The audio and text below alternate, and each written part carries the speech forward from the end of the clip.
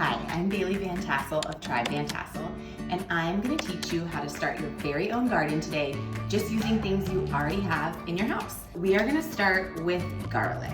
Every good home cook needs to be having garlic in their house at all times.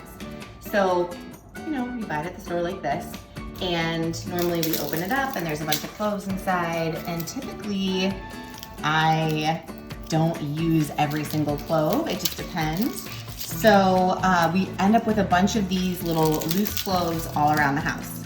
Now, if you can think ahead, we like to save the outer cloves and you can regrow them. In true fashion, I have these 2 cloves just laying around the house that I didn't use.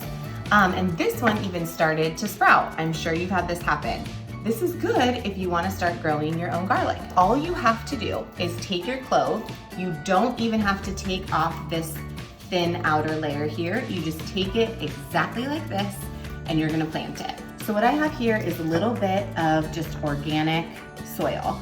Whatever you have laying around should be fine. This is organic potting soil and I've got it in a terracotta pot. That doesn't matter. You could regrow this in a mason jar or a leftover plant container you already have, or a cute looking container, doesn't matter. So just take your container, you need to make sure that it's got drainage. This guy's got a little drainage hole so that you can just get some air and some water flow through.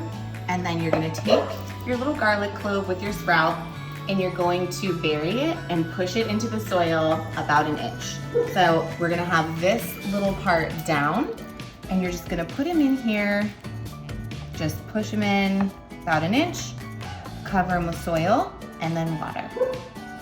I've just got tap water here and I'm just gonna let it soak in a little bit. Well, not the best pouring container, but that's fine. We're just in the kitchen making it happen. And that's all you're gonna do. So put something on the bottom to make sure that it doesn't leak onto your counter, but then this guy is ready to go and just place in a sunny location. I like to put mine right on my little ledge behind my sink and watch it sprout. So in a couple weeks, I've got one here, I've been growing. You will get your garlic like this. I promise you, you'll start to see that little sprout grow, and this has probably been about 3-4 weeks, you'll see these guys start to pop up, and then you'll know it's ready when these start to get brown and wilt over. And you're thinking, is my garlic dying? No, your garlic's ready. You can leave it in a bigger pot like this, or you can transplant it into your garden, put it in a larger pot, whatever you'd like to do, but this guy should be fine. However, this little pot, you'll need to increase its size. Once it starts sprouting, I put it into a bigger container. Now, I'm gonna show you 2 other things that we can grow. Some green onions and some romaine. Again, these are things I always have in the fridge, and sometimes I don't use them all because a recipe will call for 3 green onions or something. So normally you'll get a bunch of green onions, sometimes they're called scallions, like this. They're just bunched up at the store. And normally, I don't know anyone eats roots, you're gonna cut them right here and chop these up for use in the kitchen. I'll actually show you because we'll use these tonight for dinner. We will just unwrap these. Normally you just chop those off. You're gonna use these in your meal. Woo, delicious. And then you're gonna take these little guys, use this rubber band that you've saved from your bunch so you can keep them together. And you're gonna put these guys in a little jar of water. I've got one started right here. I put these in here yesterday, and the trick is to have just the roots submerged. You don't want any more, you don't want it to get moldy, so you just want those roots in the water. And look at this regrowth. This was chopped just like I showed you, and we're already seeing new fresh green onions pop up. Isn't that amazing? Pretty soon, in just a few days, these are gonna grow longer and longer, and you can use those green onions just like these guys. And you can just chop them off, put them on top of salads or pasta or whatever you wanna do. Lastly, we've got romaine. Now, everyone buys these 3 packs of romaine, right? The romaine hearts, they're like ready to go at the store.